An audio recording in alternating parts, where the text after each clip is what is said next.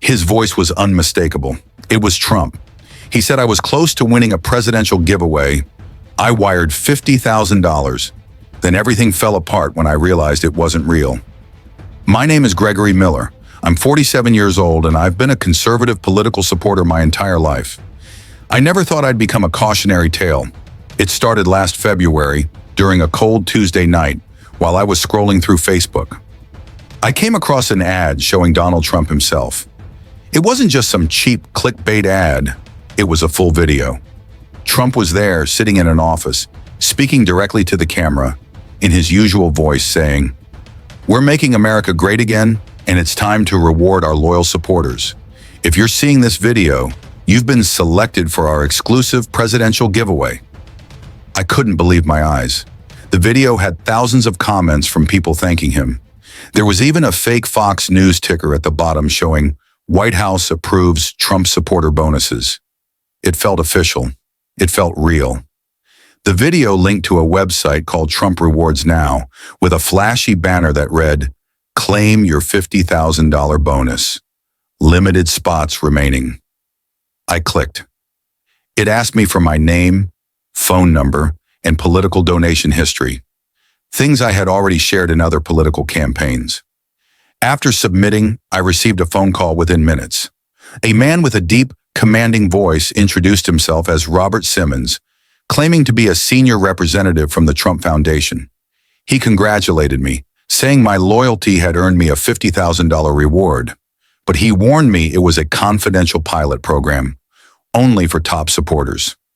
"You're part of history now," he said. "This is your chance to make America even greater and receive your rightful bonus." He explained that to process the reward, I had to pay a $5,000 security deposit to verify my identity and secure the funds.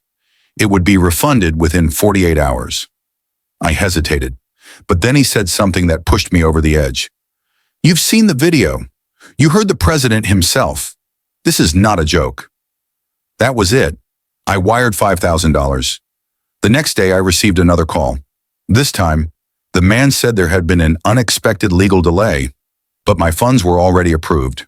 They just needed an additional $45,000 for the expedited release, all refundable. At that point, I was already deep in. They had me. I wired the money. Days passed. Then the video vanished from Facebook. The website disappeared. My calls went unanswered. I realized I'd been scammed, but I still didn't understand how. I filed a report with the FBI. That's when they told me the truth. It was an AI-generated deepfake scam. They had taken existing footage of Trump, manipulated it with deepfake technology, cloned his voice, and created a custom video to target specific groups of voters like me. They knew everything about me, my donations, my voter history, my online habits. It wasn't random, but there was something even more terrifying. This wasn't just some scam from overseas. The operation was traced back to an American political consulting firm, one that had handled several controversial campaigns in the past. They were using deep fakes to run experimental scams, testing how far they could push the supporters emotionally and financially. The FBI arrested several people tied to the scam, but most of the money was already gone, laundered through crypto wallets and shell companies abroad. I never got a single dollar back. Now I speak at cybersecurity conferences, warning others about deepfake scams. And every time I hear Trump's voice, even just on the news, I get a chill down my spine. Because I'll never forget the day I learned that technology doesn't just manipulate elections, it can steal everything you've got. After filing the FBI report, I couldn't just sit and wait. I needed answers. I began digging through every scrap of information I had, emails, phone numbers, even screenshots of the Facebook ad before it vanished. That's when I noticed something. The phone number they had called me from had the same area code as a town just 20 minutes from where I lived. That wasn't normal. Scammers weren't usually this close. I drove to the town that afternoon, adrenaline coursing through me. The number traced back to a rundown office park with one of those generic listings outside that read, "Premier Digital Strategies." My stomach twisted. I parked nearby and watched from my car. People came and went, mostly young, casually dressed, carrying laptops and coffee. They didn't look like cyber criminals, but I knew better now. I waited until nightfall. The lights inside went off, and one by one, people left. I followed one of them, a young man, maybe in his late 20s, with messy hair and a backpack covered in political stickers. He walked to his car, unaware of me tailing him. I followed him all the way to his house, a modest place on a quiet street. I didn't sleep that night. I couldn't stop thinking about how close they were. The next morning, I did something reckless. I went back to that office park. This time I walked inside. There was no receptionist, just a small waiting area and a hallway leading to several rooms. I walked right in like I belonged. In one room, I saw it all. Walls covered in whiteboards and sticky notes with phrases like target list, voter funnel, and persuasion scripts. Dozens of laptops, all open to social media accounts and digital editing software.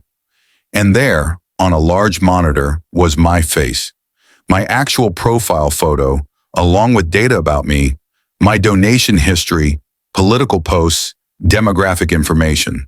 They had studied me like a lab rat. I felt sick. Suddenly, someone shouted from behind, "Can I help you?" I turned to see a man in his 40s, wearing a dress shirt with rolled-up sleeves. His badge read, Nathan Clark, Director of Operations. I panicked but tried to play it cool. "Oh, sorry," I stammered. "I'm here for the interview. Digital strategy intern." He raised an eyebrow but didn't press further. "Interview's down the hall," he said, motioning toward another room. I nodded and walked away, but instead of going to the interview, I slipped into another room. And that's where I saw it. A server rack, humming softly, connected to dozens of external hard drives. On the desk, a printed folder labeled Deepfake Pipeline, Tier 3 Targets. I grabbed my phone and started recording everything. Every document, every screen. My heart pounded in my ears, but I kept filming. That's when I heard footsteps approaching. I bolted. I ran through the hallway and out the back exit, jumping into my car and peeling out of the parking lot. I sent everything I recorded to the FBI agent assigned to my case. Her reply came within minutes. "We've been after them for months. You just gave us what we needed." The FBI raided the office that night. It was all over the news the next morning. Deepfake scam ring operating inside U.S. political firm busted in sting operation. Agents seized terabytes of data, including thousands of deepfake scam videos, targeting political supporters from both sides of the aisle. Millions of dollars had been stolen. Many victims still unaware they were targeted. Nathan Clark and several others were arrested.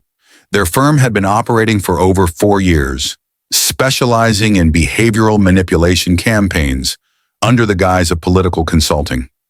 But the most shocking part? They weren't just scammers. They were also legitimate consultants for real campaigns, blurring the line between persuasion and exploitation. The FBI revealed that I wasn't the only person they'd scammed using deepfakes. There were hundreds, maybe thousands across the country. I became the face of the investigation. News outlets interviewed me. I testified before Congress about the dangers of deepfake scams. But despite the arrests, not all the damage could be undone. Most of the money was gone, moved through crypto, and hidden behind anonymous shells. I recovered less than 10% of what I'd lost. The emotional toll, though? That was permanent. Now I speak at cybersecurity events, warning others. And every time I hear a politician's voice online, whether it's Trump or anyone else, I can't help but wonder, is it really them? Or is it another trap waiting for the next person who thinks it could never happen to me?